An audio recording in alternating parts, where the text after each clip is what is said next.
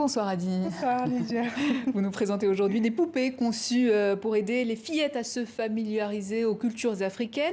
Et on commence par la grande que vous nous avez apportée ici, qui valorise les langues africaines. Oui, elle s'appelle Nayanka et elle parle 7 langues, donc 2 langues occidentales. Le français plus que nous, et l'anglais, plus que nous. Ouais, je pense qu'elle a été longtemps à l'école. Vous la voyez jeune comme ça, mais elle est peut-être très âgée. Donc français, anglais, mais aussi des langues africaines comme le Wolof, le Lingala, le Dioula, le Yoruba et le Fon. Et dans toutes ces langues, eh bien, elle est capable de prononcer 6 phrases, 6 petites phrases, des petits mots basiques que pourraient en prononcer tous les enfants. Je vous propose de tester son niveau de Lingala. Allons-y. Vous connaissez les petits mots Lingala? Un petit peu, allez. Ouais, on va voir. Mbote. Donc ça veut dire bonjour. Nakobina, je veux danser.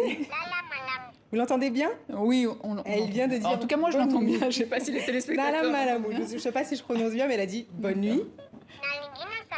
Nalingana sakana. Je ne prononce pas très bien le lingala, mais elle dit je veux jouer. Et enfin, j'ai faim. Voilà. Wow. Donc, il est possible aussi de passer à une autre langue. Et pour cela, on presse le ventre de la poupée quelques secondes. Donc, on ne va pas lui faire mal, hein. Et là, elle passe à une autre langue, c'est le Wolof. Bonjour. J'ai envie de danser, dit-elle.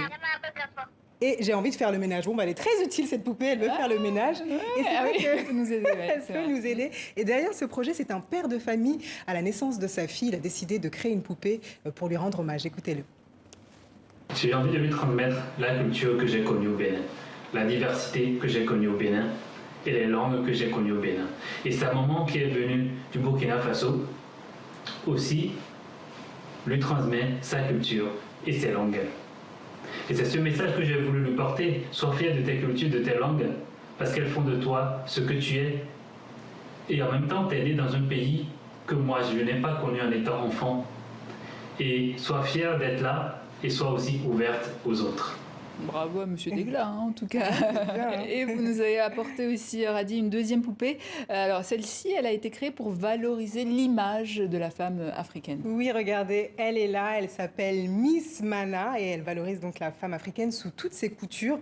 Celle que j'ai apportée représente le look afro-occidental. Donc la poupée est à la fois raffinée et glamour. Alors regardez sa jupe, c'est une coupe européenne, occidentale, hein, la jupe haute comme on l'aime.